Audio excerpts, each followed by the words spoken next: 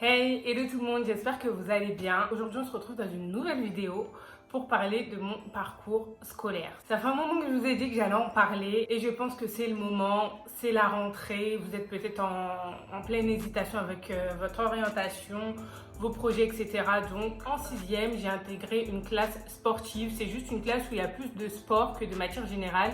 Mais c'est pareil que les juste il y a plus de sport. Pour intégrer cette classe, il faut passer des tests que j'ai super bien réussi parce que moi, faut savoir que je faisais déjà de l'athlétisme en club et j'en ai fait d'ailleurs pendant 7 ans. Et donc le sélectionneur, il est venu me voir, il m'a dit oui Véronica, ça se voit que tu cours vite, tu as du potentiel. Est-ce que intégrer mon internat, parce qu'il faisait des sélections en classe sportive, mais aussi dans son internat, et à l'époque, je ne me rendais pas compte de l'opportunité qui s'offrait à moi. Ça veut dire que j'ai dit mais non direct, en mode non. Mais à mes potes, non, vous voulez m'emmener loin de mes potes. Je crois que c'était à 2 ou 3 heures de chez moi. J'ai refusé. Du coup, 2 semaines après, c'est pas ma mère, elle m'attend. Elle me dit, Véronica, il y a un sélectionneur qui m'a appelé et qui a dit que tu as refusé une offre pour l'athlétisme, etc. Donc, ils ont convoqué mes parents et moi-même pour dire comme quoi c'est important pour moi, pour la suite, etc. Que je passe à côté de choses énormes pour mon niveau. Et j'ai refusé. Au final, en sixième, ça s'est bien passé. Mais à la fin, pour passer de la sixième à la cinquième, le sélectionneur, au début de l'année, il est revenu à la charge. Il m'a dit, écoute Véronica, il y a une classe sportive qui est à Villiers-le-Bel. C'est à 20 minutes de chez toi. Du coup, c'est pas un internat, mais c'est une classe où ils font UNSS athlétisme. C'est pour ton avenir en fait. Du coup, j'en ai parlé à ma mère et j'ai intégré la cinquième en classe sportive et j'ai fait aussi UNSS. Écoutez bien parce que ça se complique. En cinquième, ça se passe bien, etc. Mais d'une classe à ambiance. Du coup, mes notes, elles suivaient pas. Et j'étais en mode copinage, bavardage, fouteuse de merde en cours. Enfin voilà. Quatrième, et c'est là que ça se complique. Je change de classe, je reste toujours en classe sportive, mais je m'ambiance trop dans ma classe. J'ai des nouvelles fréquentations, je continue de foutre la merde et tout ça m'a ramené nulle part à part à avoir un conseil de discipline qui m'a valu une exclusion définitive. Et là, les problèmes commencent. Comme j'avais moins de 16 ans, l'éducation était dans l'obligation de me trouver un autre collège pour que je puisse poursuivre mes études. Donc on attend 3 jours avec ma mère. Ils m'ont trouvé un collège à côté de chez moi, sauf que à l'époque du collège, on est bien d'accord qu'on ne s'entend pas avec tout le monde. Sauf que là, ils m'ont mis dans un collège où la plupart des filles ne m'aimaient pas. J'ai dit à ma mère, maman, s'ils me mettent dans ce collège-là, je ne vais pas à l'école.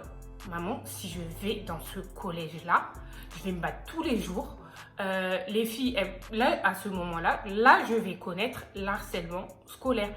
Et c'est là qu'on voit nos parents, ils sont tellement derrière nous. Ma mère, je vous dis, si elle n'aurait pas été derrière moi pour tout mon parcours scolaire, parce que là, c'est encore petit, hein. C'est encore petit là. Je ne sais pas où j'aurais fini. Sincèrement, je remercierai jamais assez ma mère de m'avoir mis des coups de pied au cul quand il fallait, de m'avoir menacé d'aller à l'école, d'avoir déplacé des montagnes pour moi, parce que je ne sais pas où j'en serais aujourd'hui. Ma mère, elle a déplacé des montagnes, je vous dis. Elle a appelé l'académie. Elle a dit, écoutez, ma fille ne peut pas aller dans ce collège, c'est trop compliqué pour elle, etc. Trouvez-lui une solution, etc. L'académie lui dit, ouais, ben non, elle ira là. Et ma mère, je ne sais pas ce qui lui a pris. Elle a dit, écoutez, ma fille, elle fait de l'athlétisme, elle a un très bon niveau. Appelez son ancien collège si vous voulez. Ils ont été championnes de France là-bas. Elle est championne de France aussi en club.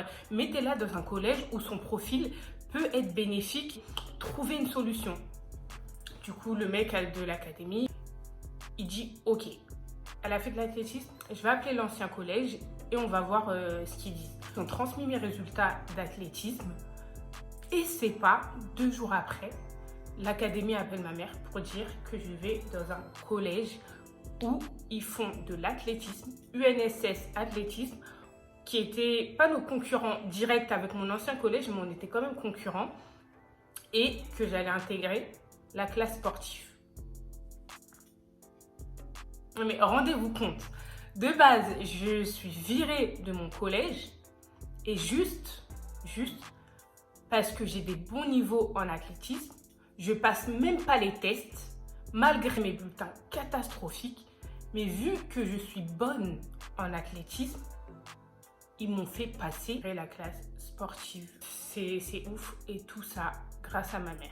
4e, tout s'est bien passé aussi. On passe en 3e, ça aussi, 3e, ça va, je suis les cours, etc. Mais mon niveau n'est pas assez bon pour la filière que je souhaitais faire.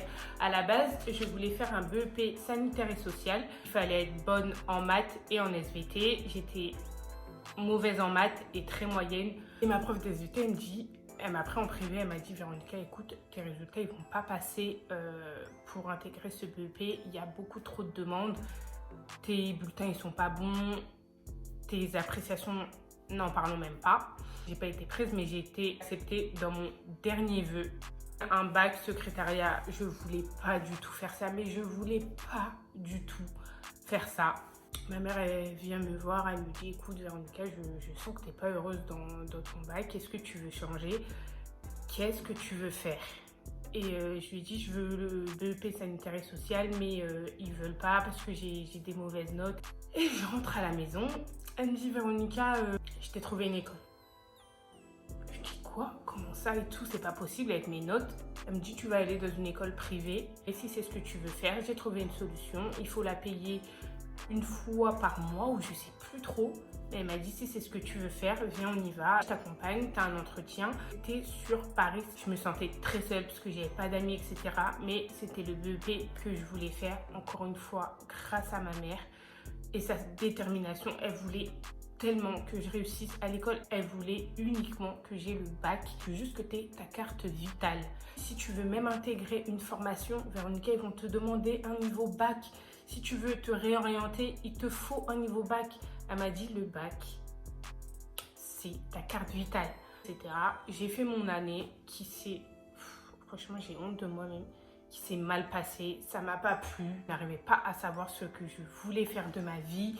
Je faisais que de me dire: putain, je suis une ratée, je sais rien faire. Et d'ailleurs, ça me fait rebondir sur quelque chose où même sur les réseaux sociaux, on me reprend tout le temps mes fautes d'orthographe. Oui, j'en fais énormément. C'est vrai que je suis quelqu'un qui me relit très peu. Je vais écrire comme je parle. Je vais pas essayer de reformuler les phrases parce que je suis toujours en direct, genre je relis pas forcément. Et je pense que ces grosses lacunes viennent du fait que depuis même la primaire, j'ai toujours été turbulente. J'ai toujours eu du mal à m'asseoir derrière une table et écouter, surtout quand ça me plaît pas. Quand ça me plaît pas, faut rien me demander. J'entends rien. Je suis pas en train de me trouver des excuses.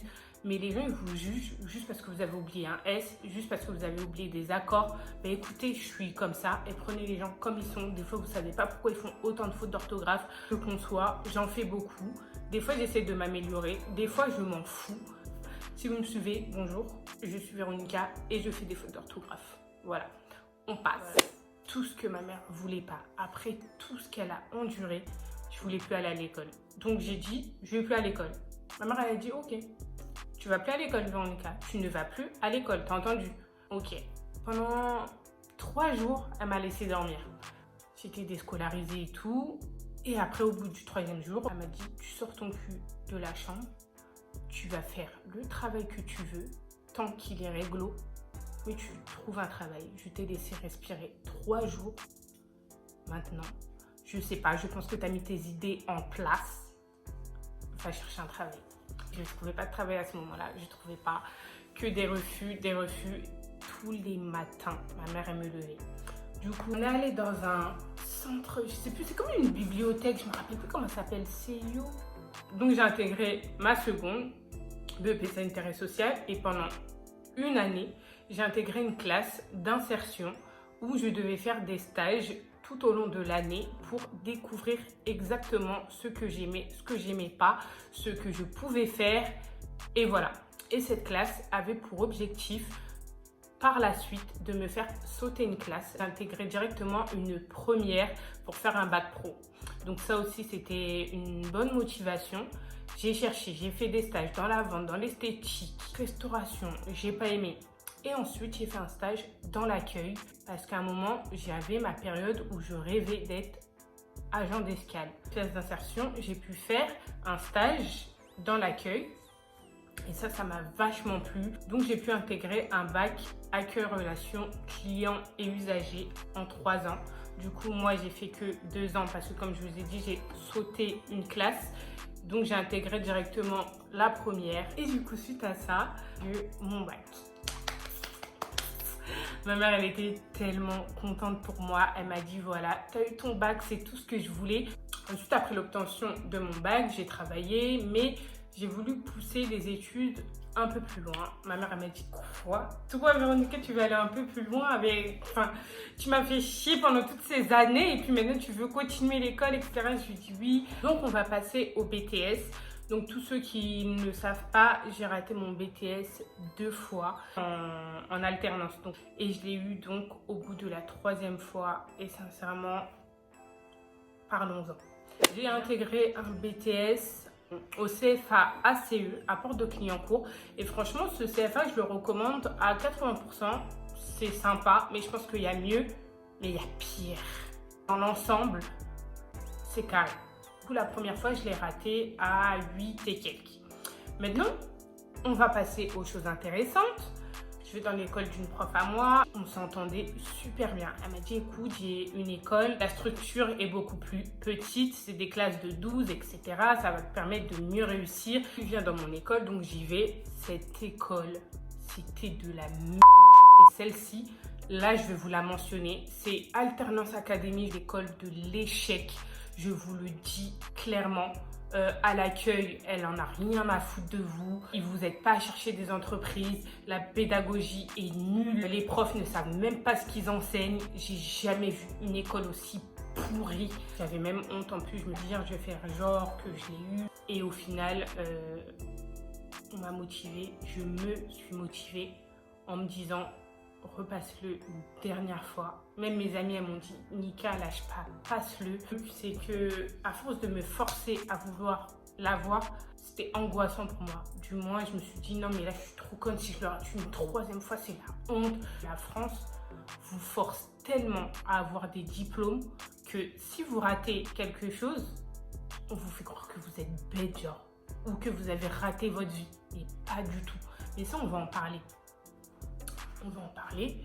Du coup, je l'ai passé en candidat libre. J'ai acheté un manuel qui m'a tellement servi.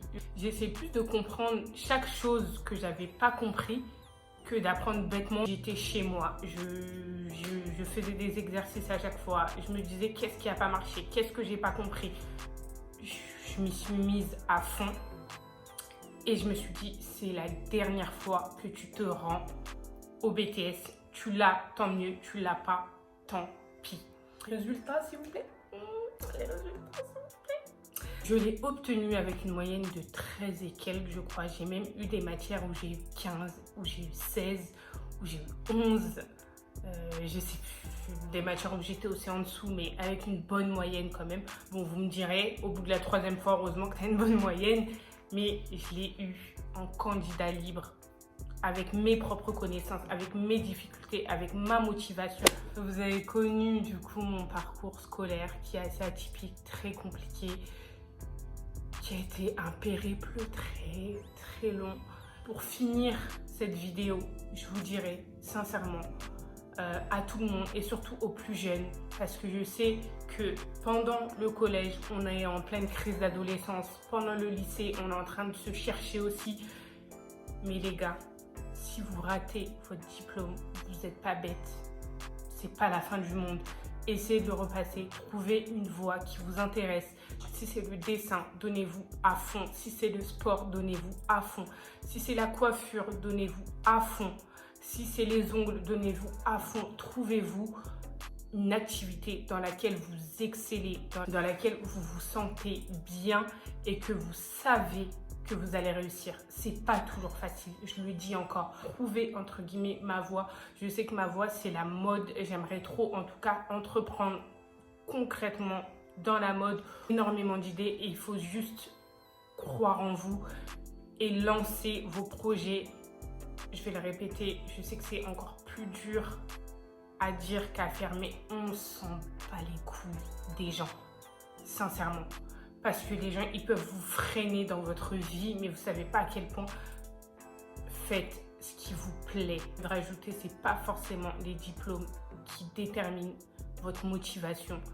Même si vous avez des diplômes, vous pouvez très bien être moins bien qu'une personne qui n'a pas de diplôme.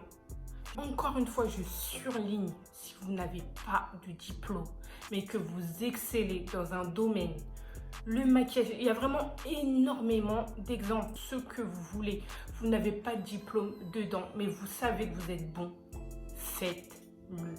Si vous pouvez avoir des diplômes, faites-le. Ayez au moins votre bac, votre BTS, ou peut-être vas-y, allez, un bac plus 3.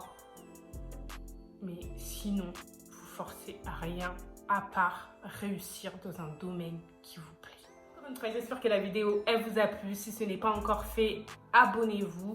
Si vous avez kiffé la vidéo, likez et commentez. Et on se retrouve dans une prochaine vidéo. Bisous.